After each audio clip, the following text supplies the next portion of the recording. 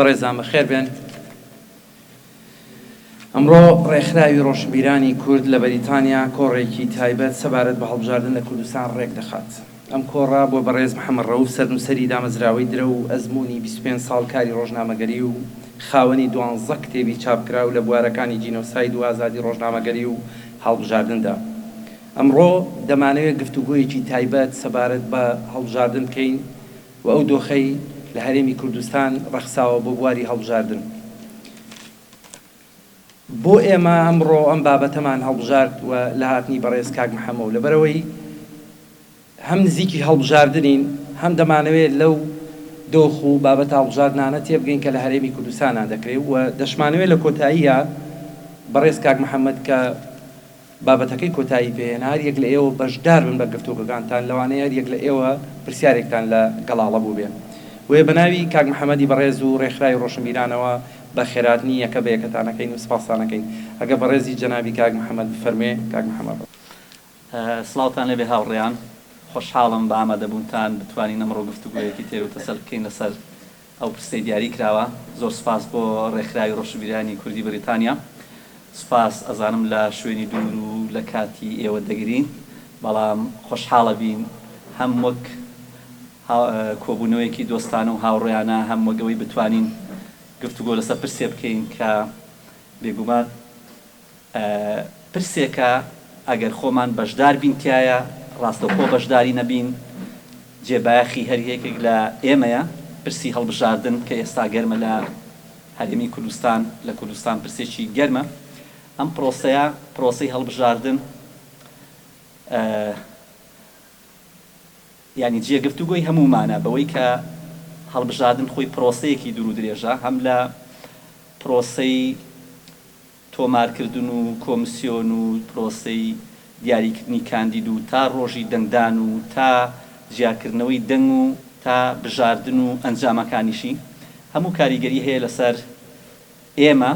و هەر یەکێکمان بە جۆرە لە جۆرەکان بەشدارین تایدا. بۆیە ئەم پرسێکی گرنگە بەلای ئێمەوە بەوەی کە ئێمە لە دامەزراوەی درە و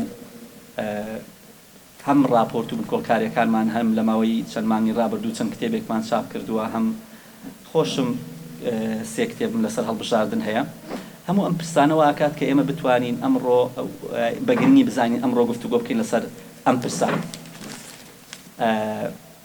پرسی هەڵبژاردن لە هەرێمی کوردستان ئێستا هەمیشە لەبەردەم ئەگەر و نەگەری کردن و نەکردنا بووە. پەیوەستە ڕاستەوخۆ بە حیزبە سیاسەکان خۆیانەوە. لە ساڵی ڕابردوو پارتی یەکێتی نیشتیمانی کوردستان ڕازی نەبوو بەوەی کە ئامادە نەبوو، ژنگەی سیاسی خۆی ئامادە نەبوو، یاخود لە ڕووی حزبی و ڕێکخراویەوە ئامادە نەبوو بۆ هەڵبژاردن. بۆیە هەڵبژاردن نەکراو لە کاتی خۆی دواخرا لە 2022 لە 6/11 کۆتایی هات. دواتر ئێستا کە هەڵبژاردن بەرەو ئەوەیە ئەکرێ ناکرێت، دیارە ژنگەی سیاسی و دۆخی ڕێکخراوی پارتی دیموکراتی کوردستان پێدەچێت گونجاو نەبێ بۆ ئەو حیزبە. بۆیە ئێستا جۆرێک لە پاشەکشە هەیە لەوەی کە بەشدار بێت لە هەڵبژاردن. بۆیە هەمیشە هەڵبژاردن لە کوردستان لەسەر خواست و ژینگەی سیاسی یا با بڵێن دۆخی سیاسی حیزبەکان وەستاوە، ئەکرێ لە کاتی خۆی یاخود ناکرێت. هەمیشە پارتە دەسەڵاتەکان دەسەڵاتدارەکان چ پارتی چ یەکێتی هەر کامێشیان ڕێکەوتنیان کرد، هەر کاتی ڕێکەوتنیان کردبێ بۆی کە لەسەر ئەنجامەکان یاخود لەسەر ئەوەی کە تا ئاستێک ئەنجامەکە دیارە ئەوە هەڵبژاردن کراوە. هەر کاتێک لاسەنگیە دروست بوو بێ، یەکیان ئامادە نەبوو بێ، دۆخی یەکێکان خرابوو بێ نەکراوە دواخراوە. ئێمە لە 5 خولی پەرلەمانی کوردستان لە ڕابردوو هیچ خولێک نەبووە لە کاتی خۆیان هەڵبژاردن بکرێت. بەشی زۆریشی پەیوەندی بە دۆخی سیاسی و حیزبە سیاسی باڵا دەستەکانەوە بووە، چ یەکێتی نیشتیمانی کوردستان چ پارتی دیموکراتی کوردستان. ئەوەی ئێستا هەیە کە لە با بڵێن ئەوەی دادگای فیدراڵی بڕیاریدا لەسەر یاسای هەڵبژاردن لەسەر کۆتاکان، هەموو ئەمانە پەیوەست بوو بەو دۆخەوە کە پێشتر ئەم حیزبە سیاسیانە هەم لەسەر کۆتاکان ڕێنەکەوتن، هەم لەسەر یاسای هەڵبژاردن، هەم لەسەر پرۆسەی هەڵبژاردن کۆی گشتی. هیچ هەڵبژاردنێ لە کاتی خۆیان نەکراوە. لە خولی یەکەمە 3595 ڕۆژ هەڵبژاردن دواخراوە لە خولی دووەم 2005 حەفتا ڕۆژ دواخراوە لە خولی سێم بە هەمان شێوە لە خولی چوارەم 359 ڕۆژ دواکەوتووە و ئەم خولەش ئەگەر لە شەشی دەشا بکرێ 575 ڕۆژ دواکەوێ واتە بە کۆی گشتی یعنی ئەوەی کە هەڵبژاردن دواکەوتووە نزیکەی 4678 ڕۆژ واتە بە نزیکەی 12 ساڵ هەڵبژاردن دواخراوە یاخود لە کاتی خۆیان نەکراوە واتە پرۆسەی هەڵبژاردن لە هەرێمی کوردستان بۆتە قوربانی خواستی حیزب باڵا دەستەکان کە ئایا تیایە سەرەکەوێ یاخود شکست دێنێت بۆیە هەرگیز ئەم حیزبانە بە نیەتی پرۆسەی هەڵبژاردن کە پرۆسەیەکی دیموکراسی نەچووەتە ناو هەڵبژاردنەوە هەمیشە بە نیەتی ئەوەی تا چەنە من سەرەکەوتایە بۆیە ئەمە هەمیشە هەڵبژاردنی کردوتە قوربانی من پێم وایە هەڵبژاردن لە هەرێمی کوردستان دەکری ئێمە لە سێ قۆناغا یاخود لە سێ تێڕوانینەوە قسەی لەسەر بکەین بۆ چوون و هەڵوێستی هاوڵاتیان لە ساڵی 92 هەتا ئێستا لە هەڵبژاردنێکەوە بۆ هەڵبژاردنێکی دیکە چۆن بووە ئاستی بەشداری ئاستی بایکۆت چۆن بووە یاخود با بڵین هەڵبژاردن لە لای هاوڵاتیان بە چ شێوەیەک بووە ئایا سەرەتا بە چ شێوازێ بۆ دواتر بۆچی گەیشتۆمە دۆخی ئێستا نەخشەی سیاسی هێزەکان هەڵبژاردن توانیوێتی چ گۆڕانکاریە دروستکە و لە شێوازی سیستمی حکومڕانی من ئێمە زیاتر تەرکیزمان لەسەر ڕەقەم و داتا و گرافیکە بۆیە ئەمەوێت تەرکیزتان لەسەرەوە بێت کە ئێمە هەندێک ڕەقەمە خەینە ڕوو بۆ ئەوەی کە وەکو فاکتێک ئێمە چۆن بتوانین ئەم بۆچوونانی خۆمان بسەلمێنین لە یەکەم با بڵین قسە لەسەر بۆچوونی هاوڵاتیان بکەین چەند گۆڕانکاری بەسەرا هاتووە ئەگەر ئێمە سەیری گرافیەکە بکەین لە خولی یەکەمی هەڵبژاردننی پەرلەمانی کوردستانە لە 1970 بەشداری کرد لە 1913 بەشداری نەکرد بەڵام لە دوایین خۆل لە خولی پێنجەم ساڵی 2010 ڕێژەی بایکۆت لە 140 لە 1913 بۆ لە 140 بەرز بووە ڕێژەی بەشداری بوو بە لە 160 59.9 واتە ئاستی بۆ چوونی هاوڵاتیان لەسەر هەڵبژاردن لە سەرەتا بە چ گەرمەگوڕێک بوو دواتر تێڕوانینی هاوڵاتیان چۆن ئەگۆڕێ بەرامبەر بە پرۆسەی هەڵبژاردن خولی یەکەمی هەڵبژاردننی پەرلەمانی کوردستان بە نزیکەی 1,112,000 کەس مافی بەشداریکردنی هەبوو لەو ڕێژەیە 971,000 کەس دەرمیدا بەشداری کرد بە ڕێژەی لە 113 بایکۆت بوو لە خولی لە دوایین ئەو خولی پێنجەم 2018 3,085,000 کەس مافی دەنگدانیە بوو واتە بە نزیکەی سێ ئەوەندەی دیکە خەڵک مافی هەبوو بکە بەشدار بێ لە پرۆسی دەنگدانە 1,845,000 کەس دەنگی نەدا لە 140 بایکۆت واتە ئاستی بەشداری هاوڵاتیان لە هەڵبژاردنێکەوە بۆ هەڵبژاردنێکی تر چۆن گۆڕانی بەسەر هات واتە ئەمان گەینێتە ئەوە هاوڵاتیان تا چەند متمانەیان بە پرۆسەی هەڵبژاردن هەیە کە بتوانێت گۆڕانکاری دروستکە کە بتوانێت چی ئەگۆڕێت لە دۆخی سیاسی و ئەوەی هەرێمی کوردستان دۆخەکە ئەمە بۆ هەرێمی بۆ هەڵبژاردننی کوردستان بۆ هەڵبژاردننی پەرلەمانی عراق لە هی هەرێمی کوردستان دۆخەکە جیاوازترە یعنی لە دوای 2005ەوە هەڵبژاردننی پەرلەمانی عراق کراوە لە هەرێمی کوردستان ئەویش 5 خول کراوە 2005 10 14 18 لەگەڵ 21 لە خولی یەکەمە لە 2005 لە 195 خەڵک بەشداری کرد تەنها لە 105 بایکۆتی کرد لە خولی ئاخیرەن ئەم 2021 بۆ پەرلەمانی عراق لە هەرێمی کوردستان تەمان ئێمە باز لە هەرێمی کوردستان و سێپارێزگاکەی هەرێمی کوردستان کە ئێستا شەڵەبجە ئەبێتە بازنەیەکی دیکە لە 164 بایکۆتی کرد لە 164 ئەوە ڕێژەکە بۆ شێوەیە لە 164 بایکۆتی کرد لە 136 بەشداری کرد بەپێی ئەم ڕێژەی کە ئێستا لەبەردەستمانەیە لە 136 بەشداری کرد لە خولی یەکەمە 2,990,000 کەس بەشداریان کرد مافی دەنگدانیان هەبوو 2,176,000 کەس دەنگیدا واتە لە 195 دەنگیدا لە 105 بایکۆتی کرد لە خولی لە 2021 3,450,000 کەس مافی دەنگدانی هەبوو 1,223,000 کەس دەنگیدا 2,270,000 کەس دەنگی نەدا واتە ڕێژەکە چەند گۆڕانی بەسەر هات واتە لە 165 بایکۆتی کرد لە 136 دەنگیدا. ڕێژەکە بەم شێوەیە گۆڕاوە، ینی تێڕوانینی ئەمە قسەمان لەسەر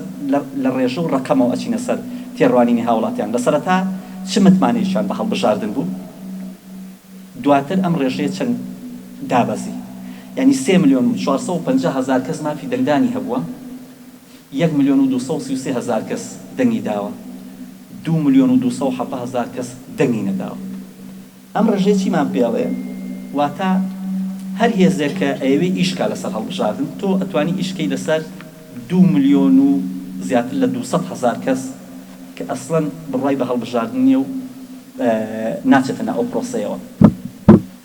ئەمە ئەو ڕێژانەیە کە لە خولی یەکەمی پەرلەمانی کوردستانە تا خولی پێنجەمی پەرلەمانی کوردستان، لە یەکەمەوە تا ئاخیر بەو شێوازە بووە. ڕێژەی عێراق هی ڕێژەی عێراق زۆر زیاتر بۆ بەشداریکردنی هاوڵاتیان لە پرۆسی هەڵبژاردنی پەرلەمانی عێراق لە هەرێمی کوردستان لە 105 بایکۆتی کردووە لە خولی یەکەم 2005، لە خولی پێنجەم 2021 لە 164 بایکۆتی کردووە. بۆم هەڵبژاردنی کە ئێستا لە ڕێیە دەی 6 2024 ڕێژەی ئەوەی کە مافی دەنگدانی هەیە لە هەرێمی کوردستان 3,789,000 کەس مافی دەنگدانی هەیە، 3,789,000 مافی دەنگدانی هەیە بۆ ئەگەر هەڵبژاردن بکرێت لە 6 لە دەی 6 2024. لە ئێستاوە هێشتا پرۆسەکە دەستی پێ نەکردووە، کاندیدەکان ئەپروف نەکراون، هێشتا نەچوونێتە ناو هەڵبەتی هەڵبژاردنەوە، لە 127 خەڵک بەشداری ناکرد، هێشتا نەچوونێتە ناو پرۆسەیەکەوە لە 127 واتە لە 3,789,000 کەس زیاتر لە 1 ملیۆن کەس کارتی دەنگدانی وەرنەگرتووە، واتە بەشداری ناکرد. لە ئێستاوە لە 127 بەشداری ناکە، 2,784,000 کەس مافی ئەوەی کە کارتی وەرگرتووە مافی دەنگدانی هەیە، واتە لە 173 هاوڵاتیان لە ئێستاوە جۆرێک لە ئامادەییان هەیە بۆ هەڵبژاردن، بەڵام لەم ڕێژەیە چەند بایکۆتێکە. واتە ئەگەر ئەم ڕێژەیە وەرگرین، کۆی ڕێژەکە وەرگرین 3,789,000 پێدەچێت ڕێژەی بایکۆت لە هەرێمی کوردستان لە 155 بۆ 60 بێت بۆم هەڵبژاردنی کە دێتەوە. بەڵام ئەگەر کۆمسیۆن لە 173 بەس قسێ بکە و ئەم ملیۆنی لێ دەرکا، ڕەم بێ ڕێژەی بایکۆت لە 140 بۆ 45 بێت. بۆ پێوەدانی لەم هەڵبژاردنەیە پێدەچێت جۆرێک لە ململانیەکان جیاوازتر بن لە نێوان هێز و لایەنە سیاسەکان، هەندێک لایەنی نوێ بێتەکایەوە، ململانەکان جۆرێکی تر بێت و ئەم هێزە سیاسیانی کە ئێستا هەیە هەر یەکەیان بە جۆرێک لە جۆرەکان ئەم هەڵبژاردنە شوناسی ئەوان دیاریەکە. چ بۆ پارتی دیموکراتی کوردستان کە هەم دوای کۆنگرەی یەکەم هەڵبژاردننی کوردستان بۆ پەرلەمانی کوردستان، هەم دوای زەقبوونەوەی ململانێ ناوخۆیەکانی پارتی دیموکراتی کوردستانە لە نێوان مەسرور بەرزانی و نێچیروان بەرزانی، هەم دوای ئەو هەموو کارەسات و ئەو هەموو دۆخی کە کابینەی ئەم کابینەیە بەسەری هێناوە، جۆرێک لە ئەوە دروستەکە ئایا ئەم پارتی دیموکراتی کوردستان چەند دەنگ دێنێ و چەند کورسی دێنێ کە هەموو تێڕوانین و پێشاتەکان لەسەر ئەوەن کە کورسەکانی کەمەکە. بۆ یەکێتی نیشتیمانی کوردستان دوای یەکەم هەڵبژاردننی پەرلەمانی کوردستانە، دوای بوونی بەس هاتنی جیلێکی نوێیەوە پاوڵ تاڵەبانی وەک سەرۆکی یەکێتی، دوای ئەو دۆخەی کە خوڵقاوە، دوای ئەوەی کۆمەڵی کارکتەر و سەرکردەی چوونەتە دەرەوە، ئەم هەڵبژاردنە شوناسێکی نوێ بەم هێزادا پێگەی ئەم هێزە دیارەکە بۆ بە تایبەتیش دوای هەڵبژاردننی کەرکووک و بڕیارەکانی دادگای فیدراڵی بۆ نەوەی نوێ ڕەم بێ ئەویش دۆخێکی نوێ بێنێتەکایەوە بەوەی کە لە دوای هەڵبژاردننی کەرکووک جۆرێک لە گوتارەکەی کەوت ئایا بۆم هەڵبژاردنە ئیستقراری سیاسی ئەکا بۆ لیستە نوێیەکەی لاوە شێرزەنی بە هەمان شێوە شوراسی ئەم پیاوە دەرەخا دوای کارتی خۆیەتی پێگەکەی چۆنە، بۆ ئەو لیستەی باڵە ناڕازیەکانی ئەوەی کە لە ساحەکەیە هەیە علی حەمە ساڵح ئەو کارکتەرانە کارتێکی خۆیان بەکارهێنن، ئایا پێگەیان لە چه ئاستێکایە، بۆ لایەنەکانی دیکەش بە هەمان شێوە. بۆیە ئەم هەڵبژاردنە تا حەدێک دیاریکردنی شوناسە بۆ پێگەیەکە بۆ ئەم هێزە سیاسیانەی کە هەیە لە پارتی دیموکراتی کوردستانە بۆ هێزە سیاسیانەی کە تازە دروستە بن. قسەمان لە نەخشەی سیاسی هێزە سیاسەکانە ئایا هەڵبژاردن چ گۆڕانکاریەکی دروست کردووە لە هەرێمی کوردستان؟ ئێمە قسەمان لەسەر گۆڕانکاری لە بۆ چوونی هاوڵاتیان بوو، بینیتان لە یەکەم هەڵبژاردنەوە چۆن بوو، لە ئاخر هەڵبژاردنە چۆنە. قسەمان ئێستا لەسەر نەخشەی سیاسی هێزەکانە لە یەکەم هەڵبژاردنە ساڵی 92 چۆنە، ئێستا چۆنە. دواتر قسەمان ئەوەیە کە هەڵبژاردن چی لە سیستمی حکومڕانی هەرێمی کوردستان کردووە. دەنگی حیزبەکان لە ساڵی 92 تا ئێستا بە تایبەت ئێمە پارتی دیموکراتی کوردستان و یەکێتی نیشتیمانی کوردستانمان بە نموزەج وەرگرتووە، هێزە سیاسەکانی دیکەشن لێچان بەوەی کە ئەم دوو هێزە تا ئێستاش لە حکومان لە 92 سەرۆکی پەرلەمان و سەرۆکی حکوومەت و وەزیرەکان و تا ئێستا لەگەڵە. پارتی دیموکراتی کوردستان لە خولی یەکەم لە 140 دەنگەکانی هەبوو زیاتر، یەکێتی لە 138. دواتر لە خولی دووەم لە ساڵی 2013 بگۆرنەوە، خولی دووەمە 2005 لە 128 بووە پارتی، یەکێتی لە 113. بە هەمان شێوە ڕێژەکەی لە ئاخرا ئەمە بۆ پەرلەمانی عێراق، یعنی خولەکان بەپێی ئەوە وەرمان گرتووە کە دەنگەکانیان چەند بەرزە و چەند نزمی کردووە. لە خولی پێنجەمی پەرلەمانی کوردستان دەنگی پارتی دیموکراتی کوردستان لە 122 بووە، دەنگی یەکێتی نیشتیمانی کوردستان لە 110 بووە. لە خولی پێنجەمی پەرلەمانی عێراق دەنگەکانی لە 107 بووە هی پارتی، ئەمە بۆ 21 بگۆڕن ڕێژەکەوەیە لە ساڵی 2021. یەکێتی نیشتیمانی کوردستان لە 106 دەنگەکانی بەدەستهێناوە. ڕێژەی دەنگەکانی بۆ نمونە یەکێتی لە سلێمانی لە کوردستان 215,000 دەنگێناوە لە کۆی ئەوانەی کە مافی دەنگدانیان هەیە کە 3,450,000 کەسە. سەبارەت بە کورسیەکانیان لە خولی یەکەمی پەرلەمانی کوردستان پارتی و یەکێتی 50-50 هێنا، چەند خۆی دەنگ کورسی سۆسیالیست و بزوتنەوە ئەوانی چووە سەریان لەبەرەوەی ڕێژەکەیان نەهێنا، ڕێژەی چوونە پەرلەمان 50-50 هەبوو. دواتر لە خولی دووەم 2005 پارتی بە لیستی هاوبەش بوون، بەڵام بەپێی تەسەسولەکە پارتی 37 کورسی و یەکێتی 38 کورسی. لە خولی سێم 2009 هەر لیستی هاوبەش بوون، پارتی 29 و یەکێتی 28. لە خولی چوارەم 38-18، لە خولی پێنجەم 45 بە 21. واتە ئەمە ڕێژەی کورسیەکانیانە. لە خولی یەکەمان چەند بوون تا خولی ئەخیری چەندێ ڕێژەی کورسیەکانیان کەمی کردووە. لەسەر ئاستی شارەکان ئەگەر سەیریکەن ڕێژەی دەنگەکانیان چۆن بووە. پارتی دیموکراتی کوردستان لە ساڵی 92 لە سلێمانی لە کۆی 450,000 دەنگدەر لە سنووری سلێمانی 92,000 دەنگی بەدەستهێناوە، لە 127 دەنگەکانی پارێزگای سلێمانی هەبووە لە کۆی 450,000 دەنگدەر. لە خولی لە ساڵی 2021 لە هەڵبژاردننی 2021 54,000 دەنگی بەدەستهێناوە پارتی دیموکراتی کوردستان لە سلێمانی لە کۆی 1,450,000 دەنگدەر. واتە پێشتر 450,000 دەنگدەر هەبووە، پارتی 92,000 دەنگی هێناوە لە سلێمانی بەڕێژەی لە 127. لە هەڵبژاردننی 2021 54,000 دەنگی هێناوە لە کۆی 1,450,000 ئەوانی مافی دەنگدانان هەیە، ڕێژەی دەنگەکەی لە 104. واتە ڕێژەی چ گۆڕانکاری لە ڕێژەی دەنگەکان هاتووە. بۆ یەکێتی نیشتیمانی کوردستان لە شاری هەولێر بۆ نمونە، ئەمە وەک نمونە وەرەگرین. لە هەڵبژاردننی ساڵی 92 یەکێتی لە هەولێر 148,000 دەنگی بەدەستهێناوە لە کۆی نزیکی 350,000 دەنگ، لە 144 دەنگەکانی هێناوە. لە هەڵبژاردننی 2021 ئەمە دوایین هەڵبژاردنەی پەرلەمانی عێراق، مەبەستمان هەڵبژاردنەکەیە، تەنها 65,000 دەنگی بەدەستهێناوە یەکێتی لە 105 دەنگەکانی هێناوە لە شاری هەولێر. ئەنی ڕێژەی دەنگی ئەمان بەم شێوەیە ئێستا. لەسەر ئاستی شارەکان سەیری سلێمانیکەن، یەکێتی پێشتر چۆن بووە. لە ساڵی 2005 یەکێتی لە سلێمانی 485,000 دەنگی هێناوە بەڕێژەی لە 166.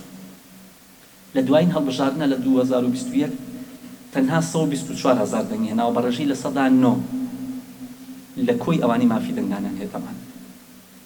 واتە حکمڕانی سلێمانی لە جەستیەشتیە بە ڕێژەی لە سەدا 9 سەیری ئەو جیاوازیەکەن لە ساڵی 2005 بۆ لە بنەوە دوو ژنە لە 2005ەوە من بەرزترین ڕێژەی دەنگی ئەو حیزبانە وەرگرتووە ئێستا حیزبەکانی دیکەشی تێدایە 485,000 دەنگی هەبووە دوای هەڵبژاردن 124,000 دەنگی هێناوە ئەو کات بە ڕێژەی لە ساڵ 66 ئێستا بە ڕێژەی لە سەدا 99 ڕێژەکە چەندێک کەمی کردووە بۆ یەکگرتووی ئیسلامی کوردستان ساڵی 2010 یەکگرتوو بەرزترین دەنگی هەبوو لە شارەکانی هەرێمی کوردستان 214,000 دەنگی بەدەستێناوە بە ڕێژەی لە سەدا 8 ئەو کاتە لە کۆی ئەوانی مافی دەنگدانیان هەیە تاوان لە کۆی ئەوانەی مافی دەنگدانیان هەیە جیایە لە کۆی ئەوانەی دەنگی داوە جیایە لە کۆی ئەوانەی دەنگی ڕاستەقینیان داوە جیایە بەس ئێمە مافی ئەوان کۆی ئەوانەمان حساب کردووە کە مافی دەنگدانیان هەیە هەر دروستە دوایین هەڵبژاردننی 2021 یەکگرتوو 108,000 دەنگی هێناوە پێش ئەمە لە هەڵبژاردننی خولی پێنجەمی پەرلەمانی کوردستان تەنها 79,000 دەنگی بەدەستێناوە 75,000 دەنگی بەدەستێنابوو یەکگرتوو لە هەموو شارەکانی کوردستان بە ڕێژەی لە سەدا 3 دەنگی ئەمە دەنگی کۆمەڵە ساڵی 2010 بەرزترین دەنگی هێناوە لە هەر سێ پارێزگاکەی کوردستان واتە لە هەرێمی کوردستان 144,000 دەنگی هێناوە لە دوایین هەڵبژاردنە 64,000 دەنگی بەدەستێناوە من ئەمە ئەوە بسەلمێنم کە چ گۆڕانکاریە لە نەخشەی سیاسی هێزەکان هاتووە هاوڵاتی بە بەشداریکردنیا بە بایکۆت یاخود بە دەنگدان چۆنی ئەو گۆڕانکاری دروست کردووە دەنگی بزوتنەوەی گۆڕان بەرزترین دەنگی ساڵی 2014 بووە 490,000 دەنگی بەدەستێناوە بۆ هەڵبژاردننی ئەنجومەنی پارێزگاکە بە ڕێژەی لە سەدا 8 کۆی ئەوانی مافی دەنگدانیان ساڵی 2021 22,000 دەنگی بەدەستێناوە بە ڕێژەی لە سەدا 0.6 بە ڕێژەی لە سەدا 0.6 ئەمێ دوایی بتان بەمەوە بۆ ئەو دۆخە کە دوایین هەڵبژاردن ئەم حیزبانە چەند دەنگیان هێناوە ئەگەر ئێمە پێشبینی بکەین بۆ داهاتوو لەسەر چەند بنەمایە پێشبینیەکەی یەکەم ئەوەی هەڵبژاردننی پێشوو بە نموزە جوەرەگری چەند دەنگی هێناوە دووەم ئەو ڕاپرسی و ئەو پێشبینیانی کە هەیە ئەو ڕاپرسیانی کە کراوە بۆ ئەوەی کە ئەم حیزبانە ئەم چەند دەنگ دێنن و چەند کورسی دێنن سێمیش ئەو دۆخی ئەو حیزبانەیە لە ئێستادا چۆنە دەنگینەوەی نوێ یەکەم هەڵبژاردنیان ساڵی 2018 152,000 دەنگیان هێناوە ساڵی 2021 204,000 دەنگیان هێناوە ئەم دەنگەی ئاخیر حسابەکەین بۆ دوای ئەتوانین پێشبینی کورسی پێ بکەین دەنگی سۆسیالیست لە ساڵی 92 24,000 دەنگی بەدەستێناوە ئەو کاتە بەهۆی ڕێژەی لە سەدا 7 نەیانتوانی بچنە پەرلەمانەوە بە هەمان شێوە ئەو کاتە بزوتنەوەی ئیسلامیش ساڵی 92 49,000 دەنگی هێنابوو بەهۆی ڕێژەکە بەربەستی ڕێژەکە نەیتوانی بچنە پەرلەمانەوە و دواتر ئەم دەنگانە بوو بە کورسی و دابەشکرا بەسەر پارتی و یەکێتی ساڵی 2021 سۆسیالیست 6,595 دەنگی بەدەستێناوە بە ڕێژەی لە سەدا 0.2 واتە ئەم ڕێژەیە لەگەڵ ڕێژەی دەنگەکانی بزوتنەوەی گۆڕانە نزیکە ینی ئەو 0.6 ئەم 0.2 ئەمە ئەو دۆخە بوو ئێمە دوو تێڕوانینمان باس کرد تێڕوانینی هاوڵاتیان بۆ پرۆسەی هەڵبژاردن بەوەی ئەو بایکۆت و ئەو بەشداریانی کە بەشداریان تێکردووە دووەمیان گۆڕینی نەخشەی سیاسەکان لە ڕێی کورسی و دەنگەکانیانەوە لە 92 هەتا ئێستا مەچەند کتێبێکمان چاپ کردووە هەم ئەم کتێبە لە دامەزراوەی درە و هەموو ڕێژەکانی تێدایە هەموو حیزبەکان لە 92 هەتا ئێستا چەند دەنگیان هێناوە چەند ڕێژەی دەنگەکانیان بەرز و نزمی بەراورد بە حیزب هەمووی تێدایە ئەم کتێبەی خۆشم کە چاپم کردو تازە بڵاو بۆتەوە ئەمە لە ساڵی 92 هەتا ئێستا هەموو ئامار و ڕێژەکانی تێدایە بە هەموو ئەو خوروقات و تەزویر و ئەوانی کە هەیە بێگومان لە هەموو هەڵبژاردنێکدا زۆرینەی تەبعاً تەزویر ساختەکاری یاخود گۆڕینی ئەنجام یاخود دەستکاریکردنی دەنگ کراوە تەزویر و ساختەکاری بە تایبەت لە 92 ئەو تەزویرە تەقلیدیەکە ئەوەی کە تەسکەرەوە هەویە و جنسی عراقیان تەزویرە کرد و ئەچوو دەنگەدا لەبری ئێستا ئەوە کەمتر ماوە ئێستا ئەوەی کە ماوە ڕێگە ئەلکترۆنیەکەیە بەتایبەت ئەمە زۆر تەسیری هەیە لەسەر گۆڕینی ئەنجام. طبعا گۆڕینی ئەنجام زۆر مەترسیدارترە لە تەسویر ئەو پەڕی تۆ ئەتوانی 5,000 10,000 تەسویرکەی 15,000 تەسویرکەی ئەنجام کورسیەکەکە، بەڵام گۆڕینی ئەنجام بۆ نمونە ساڵی 2018 ئەوەی کە یەکێتی نیشتیمانی کوردستان کردی لە ڕێی فلاشەوە کردی دەنگتەدا دەنگێکە چوو بۆ کاندیدەت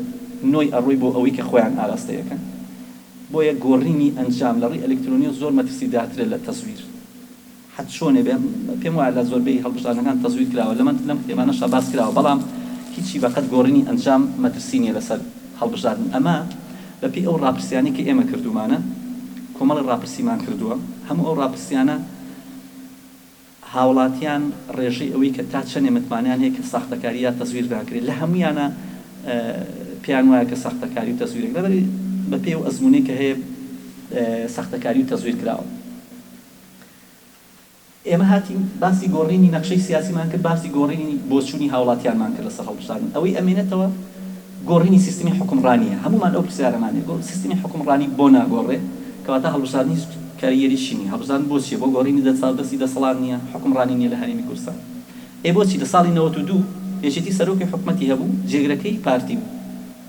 پارتی سەرۆکی پەرلەمانی هەبوو، جێگرەکەی یەکێتی بوو. ئێستا 2021 بە هەمان شێوە یەکێتی سەرۆکی پەرلەمانی هەیە، جێگرەکەی پارتیە، پارتی سەرۆکی حکومەتی هەیە، جێگرەکەی یەکێتیە. واتە هیچ نەگۆڕاوە لە سیستمی حکومڕانی و لە حکومەتی و باڵێن سیستمی سیاسی هەرێمی کوردستانە. و ڕەن بێ هەر یەکێکیش لە ئێمە ئەو شعوری لا دروست نەبێ ئەم هەڵبژاردنش بتوانێت گۆڕانکاری دروست. تەسەوورەکەم بتوانێت کەسێک لە ئۆپۆزیسیۆنەوە بەری شوێنی سەرۆکی حکومەت بگرێتەوە و پارتی یەکێتی وەلا بگرێت. چۆنە هەر یەکێتی حکومەکە سنووری پارتی حکومەکە هەر یەکەیان بە ستایل و فۆرمی خۆیان، لە ڕووی گەندەڵی، لە ڕووی قاچاق بردن، لە ڕووی ئەو پارە و سەروەتەی هەیەە کە ئێستا هەردوو لایەن بە ئیسراحەت ناوچەی خۆیان دائەدۆشن. دیوێکی دیکە ئەوەی پەیوەندی بە نەوتەوە هەیە کە ئێستا ماوەی چەند مانگێکە نەوت ڕاژیراوە، ئەوە تقریبا ساڵی زیاترە. ئێستا نەوت بەرهەم دەهێنرێت،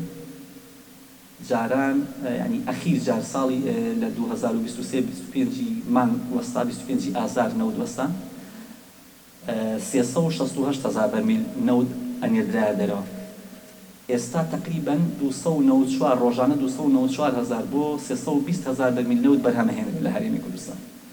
هەمووشی ساغاکرێتەوە لە بازاڕەکانی هەرێمی کوردستان. هیچ دینارێکیشی نایە بۆ حکومەتی هەرێمی کوردستان. ئەم پارێکی لێ دێت. ڕاستە بەشی زۆری بۆ کۆمپانیاکانە، بەڵام لە پاڵ ئەمەیە پرۆسەی نەوت تەنها پرۆسەی فرۆشتن نییە، پرۆسەی دەرهێنان و سکویریتی و گواستنەوەی و تەنکەر و بردننی بۆ ئێران و بردننی بۆ تورکیا، هەموو ئەمانە یەک دنیا سەرۆت و داهاتێکی زۆری هەیە. لەملا بۆ لای سنووری سلێمانی بۆ ئیداری گشتی یەکێتیە، لای سنووری پارتی بۆ دەستگای وەبەرهێنان و کۆمپانیاکانی پارتی دیموکراتی کوردستانە. قسەمان لەسەر لایەنە پارەکە نییە و قسەش لەسەر لایەنی دەسەڵاتەکە ناکەین، قسە لەسەر تەنها هێزی سەربازی و ئەمنی ئەکەین کە چەندێک کاریگەری لەسەر هەڵبژاردن هەیە. ئەوەی کە ئەم دوو هێزەی هێشتۆتەوە، ئەم هێزە سەربازیانەیە کە بۆ بە بناغە بۆ کورسیەکانی ناو پەرلەمان و لە هەمان کاتیشدا خۆتان ئەیبینن بەپێی ئەو ڕێژەیە کە هەیە 433,000 هێزی ئەمنی هەیە، بە هێزی ئەمنی ئەوەی لە سلکی سەربازیایە، بەوەی کە بەشدارە و بەوەی کە ئێستا فەرمانبەرە، بەوەی کە موچەخۆرە، بەوەی کە خانەنشینە، بەوەی ینی لە سلکی سەربازیە بە کۆی گشتی 433,000 کەس لە سلکی سەربازیایە. لەوەیان گەڕێک کە دۆخی هەرێمی کوردستان لە ڕووی ئەمنیەوە چۆنە. درۆنی تورکی دێ بە ئیسراحەت ئەسوڕێتەوە و هەموو شتێکی خۆیەکە. تەنانەت جۆتان لێ و پاوە تاڵبانی وتی بەیانیان بای لە درۆنی تورکیەکە. ئەی تۆ هەموو هێز سەربازیە چیە؟ ئەی خۆ ساروخی ئێرانی هەر کاتێ بێ دێتە لە کۆیە و لە هەولێر ئەدا. هەچی هێزی ئێران و تورکیا 32 بنکە و 100 خاڵی سەربازی تورکیا هەیە لە هەرێمی کوردستاندا، بەتایبەت لە سنووری لای پارتی دیموکراتی کوردستان. چه هێزێکی سیاسی لەو مەنتیقەیە بە یەکێتی بە یەکگرت و بە کۆمەڵ بەنەوەی نوێ بەلایەنەکانی دیکە 32 بنکەی سەربازی هەیە تورکیا لەگەڵ 100 خاڵی سەربازی، 100 نقطەی سەربازی، كام هێزی سیاسی لەوێ ئەو نەبارەگا و مقڕاتی هەیە لەوێ واتە تورکیا هینی زیاترە لە ڕووی ئەمنیەکە و ناوە هیچ هەیمەنی ئەو لەوەیە بە هەمان شێوە لە سلێمانیش هەیمەنی ئێران زاڵە بەسەر واتە ئێستا لە ڕووی سەربازیە و لە ڕووی سیاسیەوە هەرێمی کوردستان ڕێک دابەش بوو سنووری یەکێتی بە ئاراستەی ئێران سنووری پارتی بە ئاراستەی تورکیا ئەم دوو هێزە حکومەکەن حکمی ئەم دوو هێزە یاخود هەیمەنی ئەم دوو هێزە لەسەر دیاریکردنی دەسەڵاتی سیاسیە لەسەر دیاریکردنی هێزی سەربازیە لەسەر دیاریکردنی ئاراستەی سیاسی ئەو هێزەیە بۆیە کوردستان بەم شێوەیە ئێستا دابەش بووە ئەو هێزە سەربازی کە هەیە 433,000 هێزی سەربازی کۆی بودجەی مانگانەیە ئێستا تقریبا لە سەر و 900 ملیار دینار بۆ موچەی موچەخۆرانی هەرێمی کوردستانە لە سەر و 900 ملیار تا 950 ملیار 450 ملیار دیناری مانگانە موچەی هێزە سەربازەکان جگە لە لانی لۆجستی کڕینی ئەو بابەتانی دیکە با بڵین لە کەرەستی سەربازی ئەوە تەنها موچە 450 ملیار دینارە مانگانە کە بە نزیکەی یەکاتە نزیکی لە 45 بۆ 50 کۆی موچەی موچەخۆرانی هەرێمی کوردستان کە ئێستا دۆخەکە بەو شێوەیە کە ئێبین 450 ملیار دینار مانگانە بۆ هێزی ئەمنی و سەربازی ئەوە ئەم هێزە ئەمنیانە خۆتان شارەزان لەوەی کە هێزە ئەمنیەکان چۆن دابەش بوون ئەگەر هەندێک ژمارە بڵێم لەوە دواتر ئێستا بۆ ئەوەی کە ئەمە ببەستینەوە بە هەڵبژاردن تەنها نەچین ناوی سەربازی پارتی دیموکراتی کوردستان هێزی هەشتای هەیە یەکێتی هەفتای هەیە 56,000 هێزی سەربازی یەکێتی نزیکی 60,000 هێزی سەربازی پارتی تەنها لە هەفتا و هەشتایە لەناو هەفتا و هەشتایە هێزی پشتیوانی یەک و هێزی پشتیوانی دوو هەیە پشتیوانی یەکی پارتیە نزیکەی 8,000 هەموو چەکە قورسەکانی لە ڕاجیمە و تۆپ و دەبابە و ئەوەی کە هەیە سەر بەم پشتیوانی دووەیە هێزی تۆپ و دەبابە و ئەمە سەر بە پشتیوانی دووی یەکێتیە لەناو ئەمە دواتر هێزی زێرەڤانی پارتی هەیە 66,000 هێزی بەرگری یەکێتی هەیە لە بەرامبەر هێزی زێرەڤانی 22,000 لەناو ئەمەیە هێزی دژە تیرۆری پارتی هەیە هێزی دژە تیرۆری یەکێتی هەیە ئاسایشی پارتی هەیە ئاسایشی یەکێتی هەیە ئێستا هێزی شخصیان دروست بوو بۆ نمونە لە سلێمانی هێزی کۆماندۆ هەیە ئەم هێزی کۆماندۆیە یعنی پڕچەکترین هێزە ئێستا لە کوردستان 6,000 کەسە پێشتر 300 کەس بوو ئێستا نزیکی 6,000 کەسە یعنی خاوەنی مدەڕعە و دەبابە و کۆپتەری خۆیەتی بە هەمان شێوە لای پارتیش یعنی لە ماوەی ساڵێکە دوو ساڵە هەم پارتی هەم یەکێتی بای 100 بۆ 120 ملیۆن دۆلاریان لەم هێزە یاسا کرۆ بەس ئەم هێزە واز لە هێزی ئەوانی دیکە بێنە بەس هێزی کۆماندۆ لێرە هێزەکەی دیکەش لای پارتی کۆپتەری بە 5 ملیۆن دۆلارە کرد مدەڕعەیەکی سەربازی بە 35 دەفتەر 350,000 دۆلارە کرد خاوەنی دەیان لەم شتانە لەبەرەوە ئەم هێزە چ کاریگەریشی لەسەر هەڵبژاردن هەیە وتمان 433,000 کەس لە سلکی سەربازیە ئیشە هەموو ئەوەی لەم سلکی سەربازیە لە 18 ساڵ زیاترە واتە هەمووی مافی دەنگدانی هەیە 433,000 کەس هەمووی مافی دەنگدانی هەیە دابەش بوون بەسەر پارتی و یەکێتی هەندێک هێزەکانی دیکە شێوە سۆسیالیست و شوعی و یەکگرت و کۆمەڵەوانەش هەندێک هێزی ئەمنیان هەیە بەس هێزی ئەمنی نافەرمی بۆ سکوریتی و بۆ پاسەوانی ئەوانە بەڵام زۆر نین ئەوان ئەم 433,000 هەڵبژاردنەکان ئەمان یەک لایەکەنەوە پێشتر دەوترا کۆتاکان 11 کورسیان هەیە و ئەمان پێشتر پارتی خاوەنی 11 کورسیە بەڵام ئێستا ئەمان پارتی دیموکراتی کوردستان و یەکێتی نیشتیمانی کوردستان پێش هەڵبژاردن خاوەنی 28 کورسی ئەو ڕێژەیە ئەگەر هەمووی دەک بە تەبعاً زۆرترین ڕێژە لەناو هێزە ئەمنیەکان دەنگەدا لەبەرەوەی هەم فشاریان لەسەرە هەم تەوجیهاتیان لەسەرە هەم هەموو کاتی دەنگدانە لێ وەرەگرن ئەبێ دەنگ بە واتە 433,000 کەس مافی دەنگدانی هەیە دابەر ئەگەر با بڵین بەهای کورسیە 15,000 بێت بای 28 کورسیە لانی کەمی لەم 350,000 کەسی دەنگ بە 300,000 کەسیشی دەنگ بە بای نزیکەی 20 کورسیە واتە پارتی دیموکراتی کوردستان و یەکێتی نیشتیمانی کوردستان هەر لە سەرەتاوە یەکی 10 کورسی خۆیان هەیە ئەبێ لە سەر ئەوە حسێب بکەین ئێمە سەرەتا باسی ئەومان کرد لە 127 هاوڵاتیان ئەوە دەنگدادن کارتیان وەرنەگرتووەتەوە تەبعاً هیچ هێزە ئەمنیەکان نییە ئەو چونی ئەوەی کارتی وەرنەگرتووەتەوە ئەوەی هێزی ئەمنی بێ کارتی وەرگرتێتەوە نە کارتی خۆی هێزە ئەمنیەکانی یەکێتی لەگەڵ هێزە ئەمنیەکانی پارتی داوان لێکراوە کارتی خۆیان ژنیان و مناڵەکانیشان بێنن طبعا همو ئەمانی کە لەم تەمەنەیان هەموو ئەوەن لەسەر و 18 ساڵەوەن وە ژنیشیان و مناڵیشان هەیە واتە ئەم دەنگە دوو دەنگە 433,000 کەس ئەگەر حسابی کردن 433,000ەکەی هێزی ئەمنی دەنگەدا واتە حساب کە 800,000 کەس دەنگەدا چونی ژن و مناڵەکانیشان ناچار کراون بۆ ئەم هەڵبژارنە ئەبێت دەنگبەن و کارتی دەنگدانیان بێنە واتە ئەوەی کە ئەم هەڵبژارنە یەکلاکاتەوە بە تایبەت بۆ پارتی و وێژێتی لە 100% ئەم هێزە ئەمنیانەیە تۆ بەر لەوەی بچیتە هەڵبژارنەوە هێچی 10 بۆ 12 بۆ 14 کورسی خۆت حازرە ئەو کات ئەچیتە ناو پرۆسەی دەنگدانەوە واتە لێرە ئێمە چیمان کرد قسەمان لەسەر ئەوە بوو من ویستم بە تەسەسول بێمەخوارەوە بۆ چوونی هاوڵاتیان گۆڕانکاری بەسەرا هات بایکۆتیان کرد بەشداریان نەکرد ڕێژەی بەشداریکردن چەند بوو نەخشەی سیاسی هێزەکانیش لە هەڵبژاردنە لە کورسیەکانە گۆڕانکاری تیا دروست کرد چی گۆڕانکاری دروست نەکرد سیستمی حکومڕانەکە لە هەرێمی کوردستان ئەویش چی یەکلایەکاتەوە ئەوەی پەیوەستە بە هەڵبژاردنەوە تۆ لەوە گەڕێ پارە لای ئەمانە دەسەڵاتیش لای ئەمانە بەڵام بۆ نمونە من فەرمانبەرێکی حکومەتم ئەتوانم بە قسەیان نەکەم و دەنگیان پێ نەدەم فڵان کەسێکی دیکە ئەتوانن دەنگیان پێ نەدەم بەڵام هێزە ئەمنیەکان بە تایبەت ئەو هێزانەی وەکو ئاسایش و دژە تیرۆر و کۆماندۆ و زێرەڤانی و بەرگری فریاکەوتن لەگەڵ هێزەکانی 7 زۆر زەحمەتە دەنگ نەدە لەناو هێزەکانی پێشمەرگە تا حەدێک کاتی خۆی لە هەڵبژاردنەکانی پێشووترا بزوتنەوەی گۆڕان دەنگی هێنا لەناو هێزە ئەمنیەکان هێزەکانی دیکە دەنگیان هێنا بەڵام بۆ ئەم هەڵبژاردنە ڕێو شوێنەکان زۆر تووتر ژیانەتە بەر بۆ ئەوەی لەلایەن پارتیوێشتیەوەنی کە ئێمە بە دووادار چوونمان بۆ کردووە ئەمە واکات کە کاریگەری ڕاستەوخۆ لەسەر هەڵبژاردنەکە دروستەکە و واشمان لێ ئەکا کە هەڵبژاردن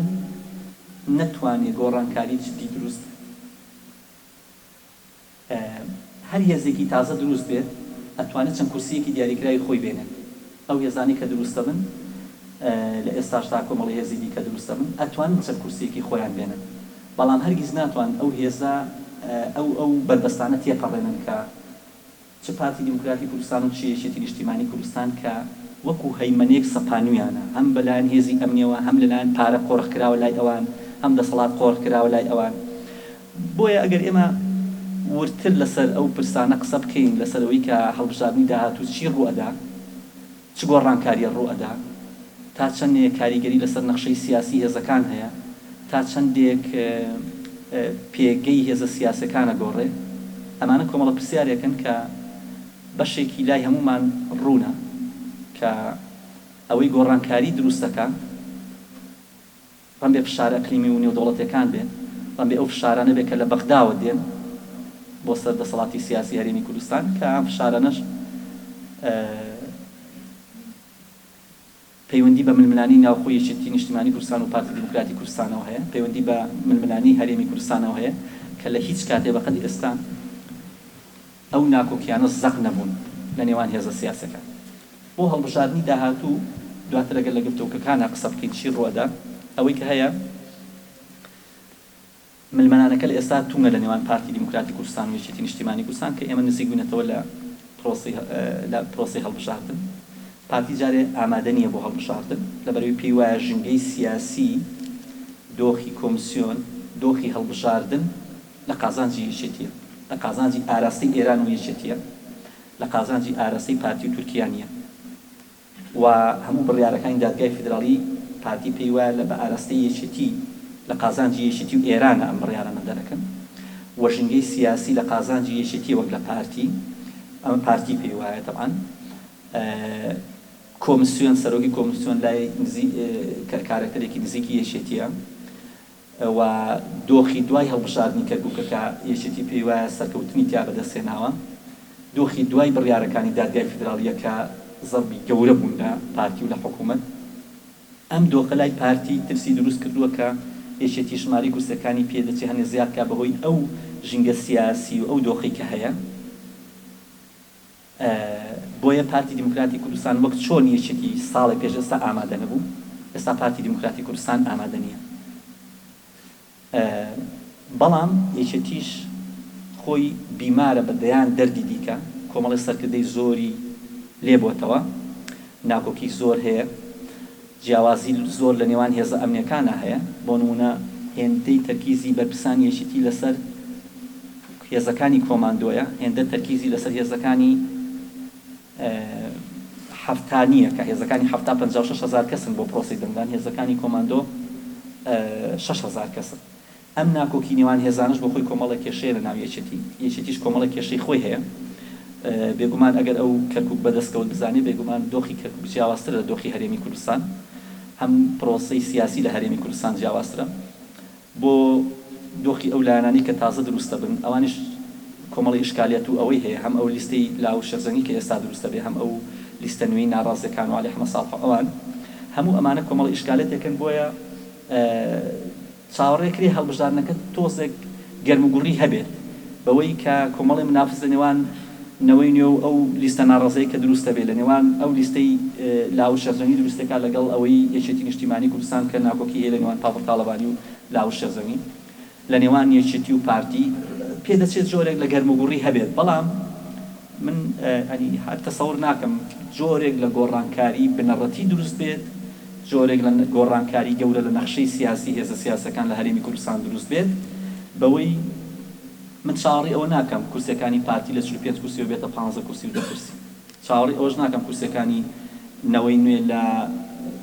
8 کورسیەوە سەرکەوێ بۆ 40 کورسی و 35 کورسی چاوەڕی ئەوەش ناکەین لە ئەو شەرزەنی لە ئەوەی کە ئێستا هیچ کورسیەشی نییە 20 کورسی و 25 کورسی بێنێ یعنی ئەمە گۆڕانکارێک گەورەکە چاوەڕی ئەوە ناکەین ئەو لیستە ناڕازەی کە دروست بووە 25 کورسی بێنێ چاوەڕی ئەوەش ناکەین ینی چیە گەست و کۆمەڵی ئیسلامی لە 5 و 6 کورسی و بیگەینە 25 کورسی ئەوە یاد زۆر زیاتر دایبەزێنن بۆیە ئەگەر خوێندنەوەیکی بێلایەنانە و بابەتیانی بۆ بکەیت من ئەمەوێت لە دووری هەموو حیزبەکانەوە خوێندنەوەی بۆ بکەم لە دووری هەموو ئەو هێزانی کە ئێستا لە ساحە سیاسەکەیان خوێندنەوەی بۆ بکەیت ئەوەیە کە تەسەوڕ ناکەم گۆڕانکاری گەورە ڕووبە ڕەم بێت چەند کورسیەکی ئەم هێزە زیاد بێت و چەند کورسیەکی ئەو هێزە کەم بێت چەند کورسیەکی ئەم هێزی ئۆپۆزیسیۆنە بەرزەوە بێت و چەند کورسیەکی هێزێکی دیکە کەمتر بێتەوە ئەو هێزە تازانی دروستیشە بن ئەوانیش چەند کورسیەک بێنن بۆیە ساحەکە پەرترە بێت هێزە باڵە دەستەکانیش سبەینێ ئێستا ناڕازی سبەینە ڕێئەکەونەوە لەسەرەوەی کە سەرۆکوەزیران بۆ چێ بێ و سەرۆکی پەرلەمان بۆ چێ بێ و دۆخەکە هەر وەکو ئەوەی لێدێ کە پارتی لەوێ حکومەکات و یەکێتی لێرە حکومەکات و ئەڵێن وەڵا هەرێمی کوردستانیشی یەکگرتووە زۆر سوپاس. دەست خۆش بێت.